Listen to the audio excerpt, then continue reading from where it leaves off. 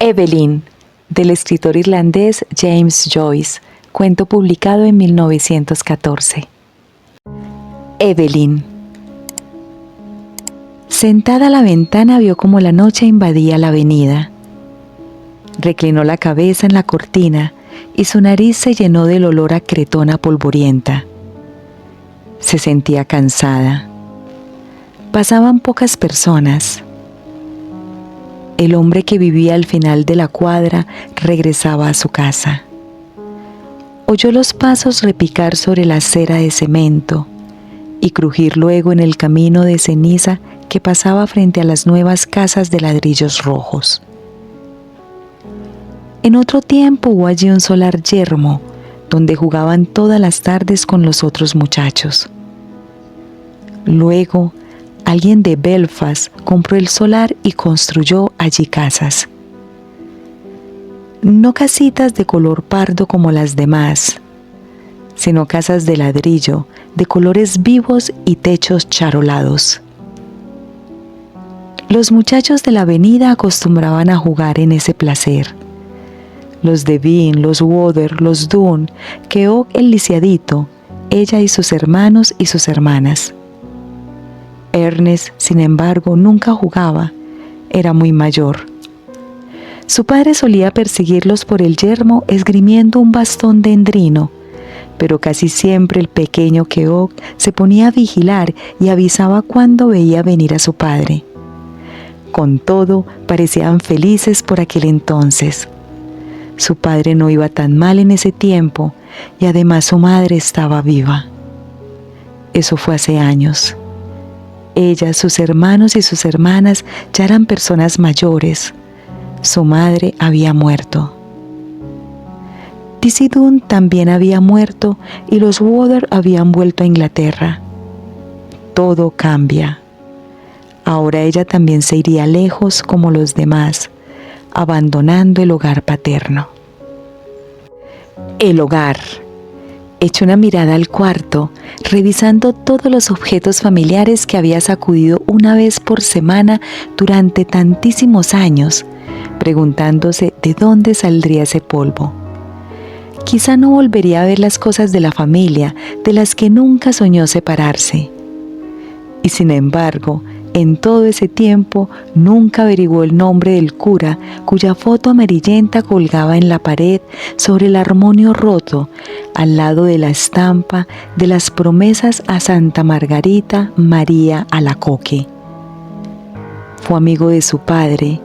Cada vez que mostraba la foto a un visitante, su padre solía alargársela con una frase fácil. Ahora vive en Melbourne. Ella había decidido dejar su casa, irse lejos. ¿Era esta una decisión inteligente? Trató de sopesar las partes del problema. En su casa por lo menos tenía casa y comida. Estaban aquellos que conocía de toda la vida. Claro que tenía que trabajar duro en la casa y en la calle. ¿Qué dirían en la tienda cuando supieran que se había fugado con el novio? Tal vez dirían que era una idiota y la sustituirían poniendo un anuncio. Miss Gavan se alegraría. La tenía acogida con ella, sobre todo cuando había gente delante. Miss Hill, ¿no ve que está haciendo esperar a estas señoras? Por favor, Miss Hill, un poco más de viveza. No iba a derramar precisamente lágrimas por la tienda, pero en su nueva casa, en un país lejano y extraño, no pasaría lo mismo. Luego, ella, Evelyn, se casaría. Entonces la gente sí que la respetaría. No iba a dejarse tratar como su madre.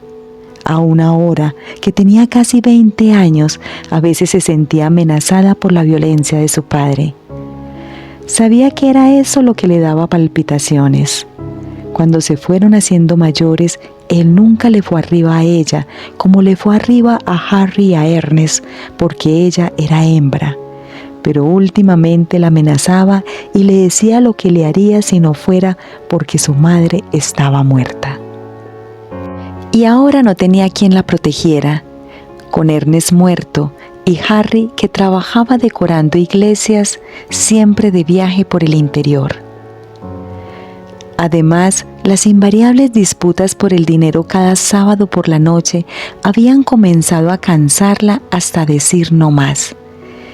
Ella siempre entregaba todo su sueldo, 7 chelines, y Harry mandaba lo que podía, pero el problema era cómo conseguir dinero de su padre. Él decía que ella malgastaba el dinero, que no tenía cabeza, que no le iba a dar el dinero que ganaba con tanto trabajo para que ella lo tirara por ahí, y muchísimas cosas más, ya que los sábados por la noche siempre regresaba algo destemplado. Al final le daba el dinero, preguntándole si ella no tenía intención de comprar las cosas de la cena del domingo. Entonces tenía que irse a la calle volando a hacer los mandados. Agarraba bien su monedero de cuero negro en la mano al abrirse paso por entre la gente y volvía a casa ya tarde, cargada de comestibles. Le costaba mucho trabajo sostener la casa y ocuparse de que los 2 niños dejados a su cargo fueran a la escuela y se alimentaran con regularidad. El trabajo era duro, la vida era dura, pero ahora que estaba a punto de partir, no encontraba que su vida dejara tanto que desear. Iba a comenzar a explorar una nueva vida con Frank. Frank era bueno, varonil, campechano. Iba a irse con él en el barco de la noche y ser su esposa, y vivir con él en Buenos Aires, donde le había puesto casa. Recordaba bien la primera vez que lo vio. Se alojaba él en una casa de la calle Mayor a la que ella iba de visita. Parecía que no habían pasado más que unas semanas.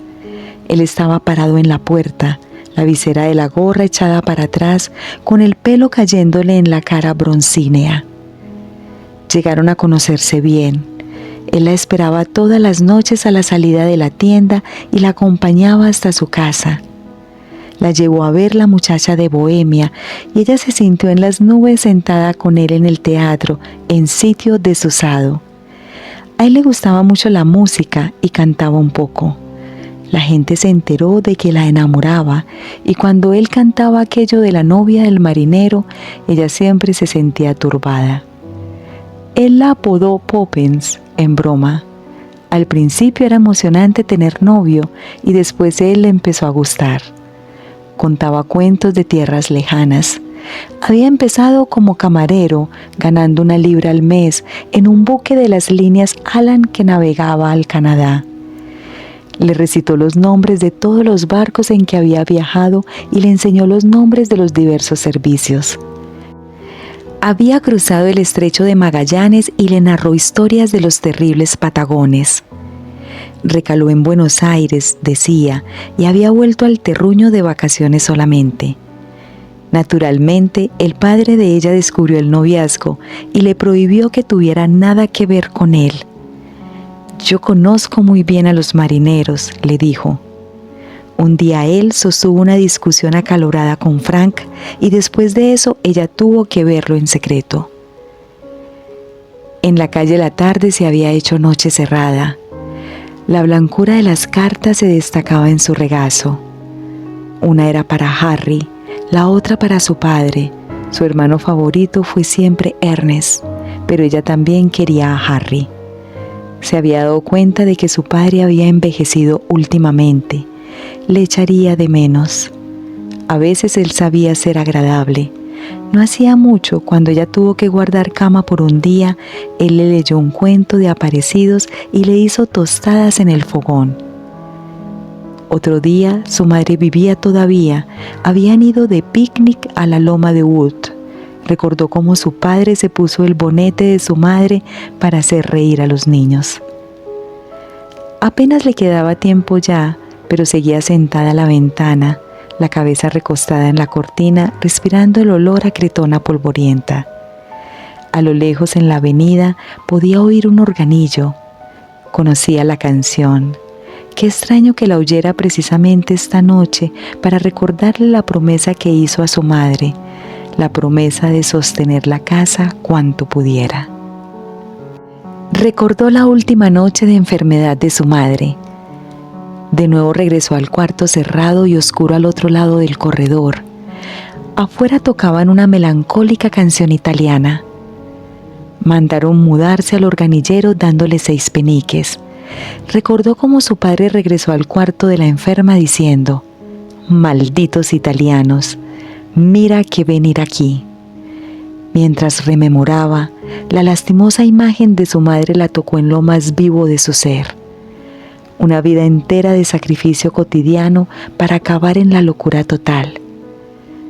Temblaba al oír de nuevo la voz de su madre diciendo constantemente con insistencia insana: «Derevaun seraun, derevaun seraun». Se puso en pie bajo un súbito impulso aterrado. Escapar, tenía que escapar. Fran sería su salvación, le daría su vida, tal vez su amor. Pero ella ansiaba vivir. ¿Por qué ser desgraciada? Tenía derecho a la felicidad. Frank la levantaría en vilo, la cargaría en sus brazos, sería su salvación. Esperaba entre la gente apelotonada en la estación en Northwold. Le cogía una mano y ella oyó que él le hablaba, diciendo una y otra vez algo sobre el pasaje. La estación estaba llena de soldados con maletas marrón. Por las puertas abiertas del almacén atisbó el bulto negro del barco, atracado junto al muelle, con sus portillas iluminadas. No respondió. Sintió su cara fría y pálida, y en su laberinto de penas rogó a Dios que la encaminara, que le mostrara cuál era su deber. El barco lanzó un largo y condolido pitazo hacia la niebla. De irse ahora, mañana estaría mar afuera con Frank, rumbo a Buenos Aires. Ya le había sacado los pasajes.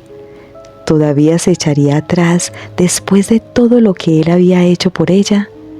Su desánimo le causó náuseas físicas y continuó moviendo los labios en una oración silenciosa y ferviente. Una campanada sonó en su corazón. Sintió su mano coger la suya. Ven. Todos los mares del mundo se agitaban en su seno. Él tiraba de ella, la iba a ahogar. Se agarró con las 2 manos a la barandilla de hierro. Ven. No, no, no, imposible. Sus manos se aferraron frenéticas a la baranda, de un grito de angustia hacia el mar. Evelyn, Evie. Se apresuró a pasar la barrera, diciéndole a ella que lo siguiera. Le gritaron que avanzara, pero él seguía llamándola. Se enfrentó a él con cara lívida, pasiva, como un animal indefenso.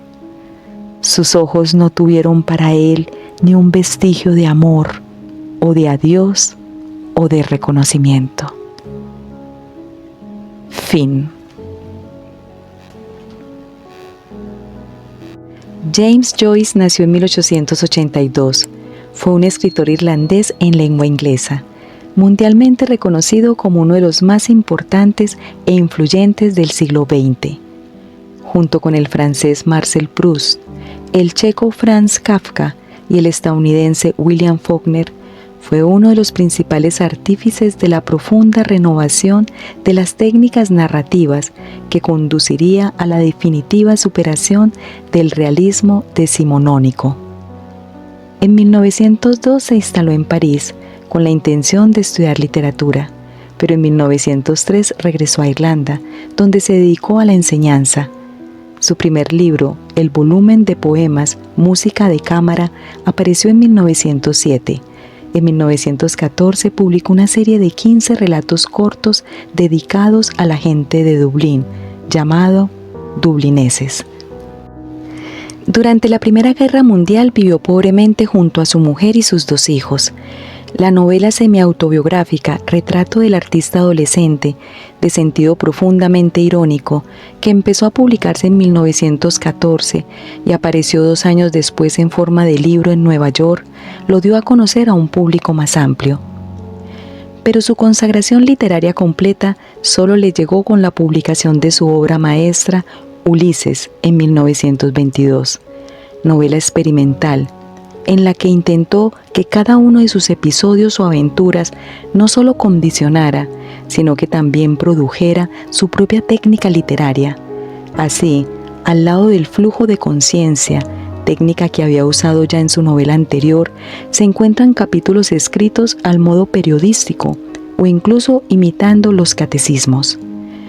Inversión irónica de la Odisea de Homero, la novela explora meticulosamente 24 horas en la vida del protagonista, durante las cuales éste intenta no volver a casa porque sabe que su mujer le está siendo infiel. En 1939 publicó Finnegans Wake. En ella, la tradicional aspiración literaria al estilo propio es llevada al extremo y con ello al absurdo, pues el lenguaje deriva experimentalmente desde el inglés hacia un idioma propio del texto y de Joyce. Para su composición, el autor amalgamó elementos de hasta 60 idiomas diferentes, vocablos insólitos y formas sintácticas completamente nuevas. Durante la Segunda Guerra Mundial se trasladó de nuevo a Zúrich, donde murió ya casi completamente ciego. Aunque pasó la mayor parte de su vida adulta fuera de Irlanda, el universo literario de este autor se encuentra fuertemente enraizado en su nativa Dublín, la ciudad que provee a sus obras de los escenarios, ambientes, personajes y demás materia narrativa.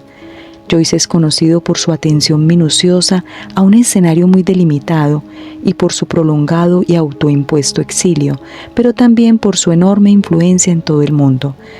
Por ello, pese a su regionalismo, paradójicamente llegó a ser uno de los escritores más cosmopolitas de su tiempo.